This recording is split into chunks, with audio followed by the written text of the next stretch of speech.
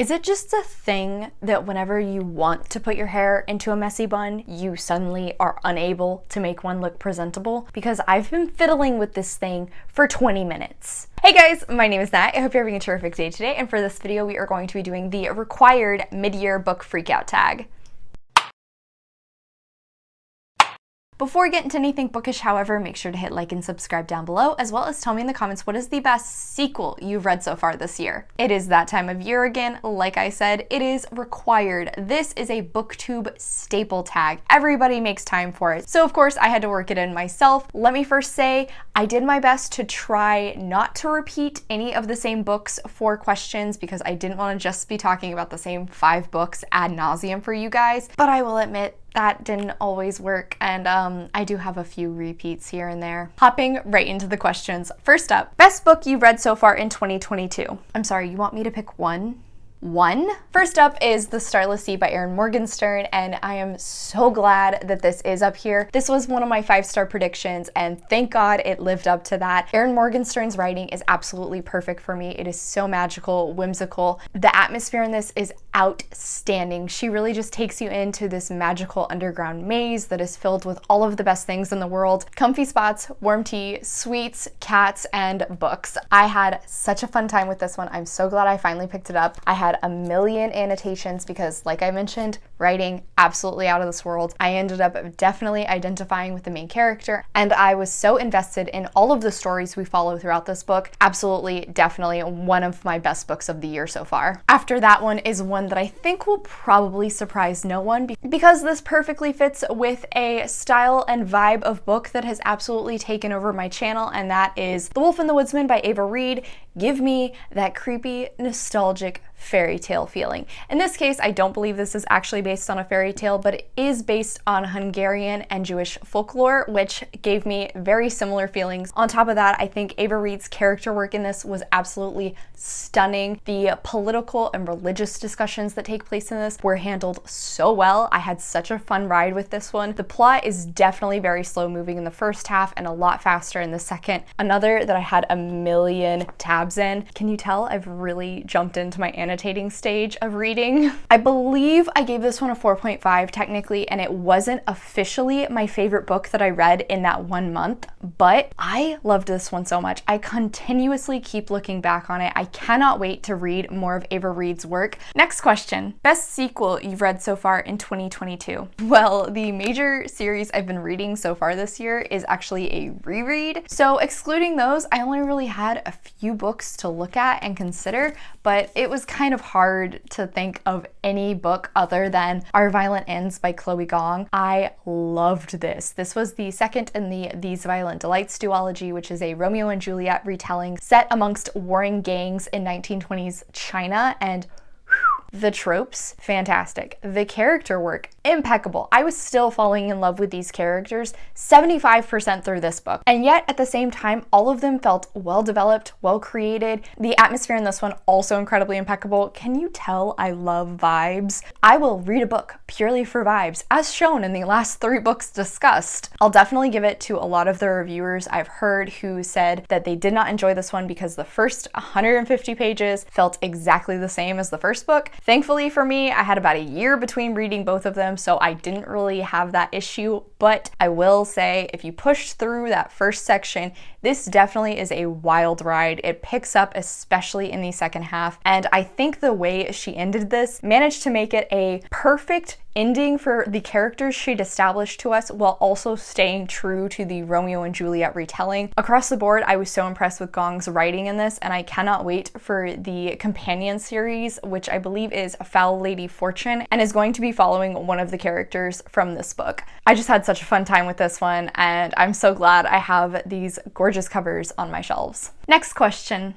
New releases you haven't read yet but want to. So when I'm filming this, I haven't read it yet, but hopefully by the time this video goes up, I might have, and that is Book Lovers by Emily Henry. This is her newest romance novel. I've definitely heard recently how a lot of people are saying Emily Henry is almost like literary fiction romance novels, and I think that's a good descriptor for her. Her character work is impeccable, and I am really excited to fall in love with these 2 characters. Both of them work in the publishing industry, and for some reason, I think they end up running into each each other at this small town and slowly get to know one another. I know they do not start off on the best foot, and I've also heard this has a very strong sibling connection in it. Hoping that I will love this maybe just as much as Beach Read, but at least as much as People We Meet on Vacation. Apart from that one, I also have to say Darling Girl by Liz Michalski. I saw Peter Pan retelling on Book of the Month and automatically grabbed this up. Once again, creepy fairy tale. That's at least what I'm hoping for, and according to this summary, it definitely sounds creepy. I believe we're following the daughter of Wendy, who has her own children now, and then one day her daughter, who has been in some kind of an intensive care unit, suddenly disappears, and she knows it has to be Peter Pan who took her. Peter Pan was one of my absolute favorite stories as a kid, and although now, especially after watching Once Upon a Time, I fall more into the camp of Peter being an evil doer, I am very intrigued to see how this author writes him in this situation. I have not really heard anybody talk about this book, but I'm very excited to pick it up myself. And then finally, I have to say 𝗖cie by Vaishnavi Patel, and I know this is a Indian folklore retelling. However, it is following a woman who's often the villain in the story, and I think that is fascinating, on top of the fact that I just love reading about books with mythological or folklore tie-ins. I've also heard this has well done asexual representation, which we love to see, and pretty much everything I've heard anyone say about this book has been positive. I also just have to say this cover is absolutely stunning, and if I'm being honest, was the big selling point whenever I initially picked this up, but I really am hoping I can get to it later this year. Next question. Most anticipated release for the second half of the year? Well, I definitely have two of those. First up is A Tempest of Tea by 𝗖cie bych. This is the first in her next series, and I don't know a lot about it, but I know it combines a tea room, vampires, and a heist. Guys, I just need more of 𝗖cie bich's writing. I am going to definitely be rereading the Sands of Aralia duology this December, so I'm hoping that I can maybe get myself ready for that by reading A Tempest of Tea in November as soon as it comes out. Along with that one is the conclusion to the Sunshine Vikram series by Dorinda Jones, and that is A Hard Day for Hangover. I'm so excited to finally get an answer to Sunshine's backstory and also to see more of Levi, particularly interacting with Ari, Sunshine's daughter. This story is following Sunshine, who accidentally ends up as the mayor of her small town after her parents meddle in the election. However, she ends up having to move back with her teenage daughter, and she has not been there since she left after a tragic event in her life. I really enjoyed the first two books in the series. Dorinda Jones's mysteries are so well done, on top of fantastic characters, that it's very easy to fall in love with. I'm so excited to see the end of this one. I think this might be her shortest series, which is very surprising, but I cannot wait. It also has a fun little tie-in to the Charlie Davidson series, which I'm intrigued to see if something more is going to happen with that. Unfortunately for me, that does not come out until December, and like I just said, December has kind of become my reread month, so I probably won't get to it until January, but I cannot wait for this book. Next question. Biggest disappointment? Oof, okay.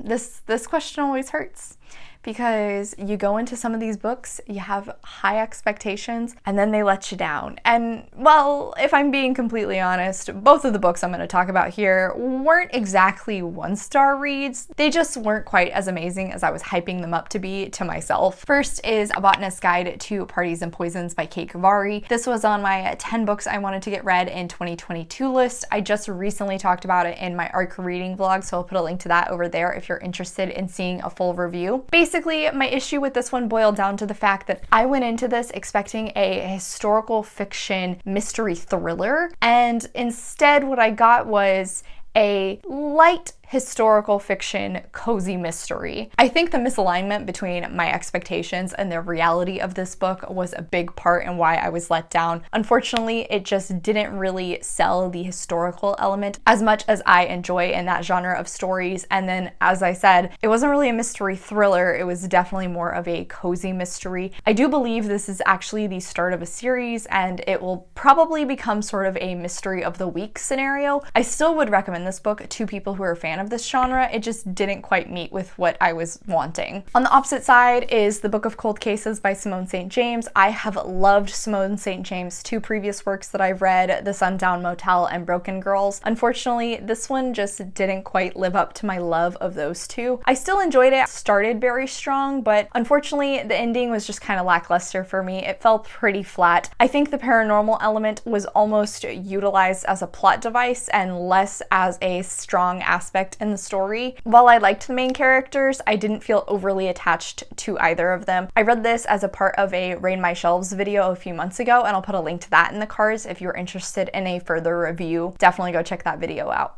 Next question, biggest surprise. So I actually started the year with one of these, and that was definitely Winter's Orbit by Everina Maxwell. I ended up loving this book, even though sci-fi and I don't usually get along. This one was a book that a friend of mine actually picked for me to read for a 24-hour readathon, and I was surprised at how much I loved it. The two main characters just won my heart. They made me so soft and mushy. This is a sci-fi love story with a mystery element, and I just really enjoyed the entire process. I actually ended up annotating the physical copy I bought to give to that friend who told me to read it. Because of that, I don't have it on my shelves anymore, but this is one I actually would love to buy again. I know Everina Maxwell is actually going to be writing a second book set in the same universe, and I cannot wait for that. Going into that book, I just did not expect that this many months later, I would still be thinking about how adorable that relationship was and how well Everina Maxwell laid out the entirety of the mystery. Apart from that one, I also have to say I was definitely surprised by Well Played by Jen DeLuca. I think the fact that I had a great start with Well Met, but the third act conflict really affected my rating with that one, and it was my favorite trope out of the entire series, so I kind of figured 3.5 was going to be the highest and it might go down from there. However, Well Played, which I'll admit right now, catfish romance is not something I would normally be into, actually was so adorable, and I just was incredibly invested in the relationship the entire way through.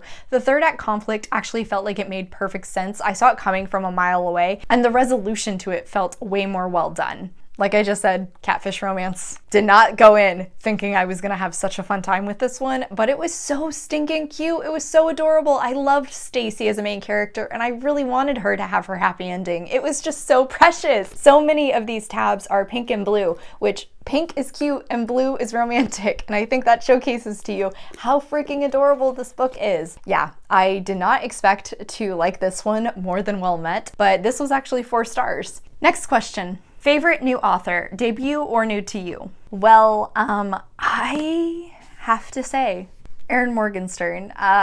Having previously only read The Night Circus, I had a hard time labeling her as a favorite author since I'd only read one of her books.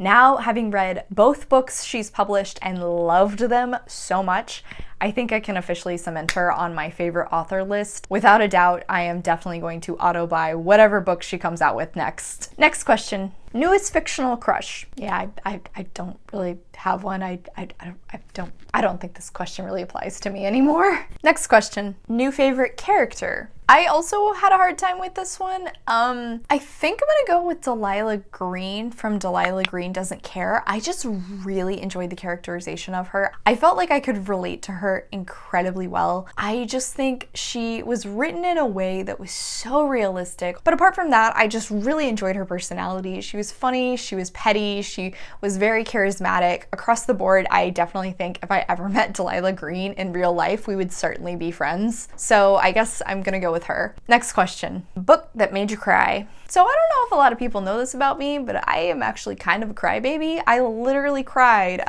30 minutes ago watching MasterChef while I was eating dinner because, yeah, I'm an emotional bitch. So with that, I had a good few books I could list for you, but I didn't want to give every single one because it made me tear up. I wanted to give you one book that really made me cry, like tears rolling down my face, and that had to be Anxious People by Frederick Bachman. This was on my 5-star predictions last year, and while it didn't quite live up to that, I still enjoyed it so much. Strong 4-star, highly recommend it. Bachman's character work is impeccable. All of these people felt so real, so realistic. I really felt as though I knew them by the end of the book. I think it was incredible how he managed to connect all of them even while making them incredibly diverse and distinct from each other. His writing is so casual and funny and quotable while not coming across like it's trying too hard. It's not eloquent. It doesn't feel like poetry. It just seems like a realistic person talking about life and the many beautiful things that come from it and the struggles we have with it. Like I said, I felt like I knew these characters so well, and so whenever we went into some of the depth and the trauma that they have experienced, the things that were connecting them in this book, I couldn't help but shed many a tears, particularly around the bank robber. This book is technically following the story of a bank robber who ends up running into an apartment viewing after realizing that the bank they went to rob is actually cashless, and then ends up taking all of the people in this apartment viewing hostage. In the end, it's so much more than that. I definitely wouldn't go into this thinking it's going to be a high-stake hostage situation, because majority of the book takes place after the hostage situation has already been diffused, but we see everything happening in flashbacks, and really enjoyed this book the entire way through. Also have a million tabs in it. Like I said, made me cry more than once. I think it actually might have made me cry like 3 times, if I remember correctly now. A fair amount, honestly, especially for my first Frederick Bachman book. And this is the lightest of his stuff. And I'm planning to read more. That's gonna go great. Next question. Book that made you happy.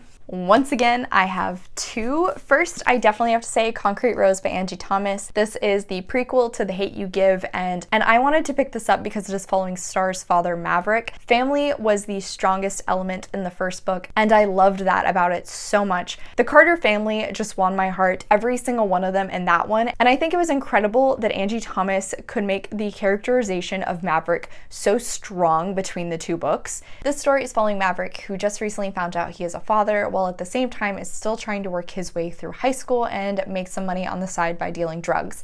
It tackles a lot of heavy topics, but ones that are a lot quieter and don't gain nearly as much attention. However, again, the beauty of Angie Thomas's writing to me is truly her character work. I knew Maverick so well throughout this book, and I could really see the impact that the different people within his life had on him and made him into the character we meet in The Hate U Give. I just thought that was so impressive on her part, and once again, the family element in this just makes me so happy, constantly brought a smile to my face. Apart from that one, I also have to say Yes and I Love You by Ronnie Lauren for a very different reason. While I also loved the character work in this one, this is a romance, and the dynamics between these 2 main characters are phenomenal. The way they each handle their own traumas, the way they are able to lean on one another, while at the same time working on themselves and trying to move forward in their lives. Fantastic character work, fantastic romance, neurodivergent main characters, and a secret identity romance as well. Less catfish scenario. Instead, this is following a woman who has an internet personality that is purely through writing, and unfortunately for her, her boss tells her they're going to change this to a video format. However, she has absolutely terrible social anxiety and ends up enlisting the help of an improv leader to try and become more comfortable in front of a camera, and a romance ends up ensuing. Both of these books made me so incredibly happy. Anytime I look back on this one, it just makes me smile. It was so funny,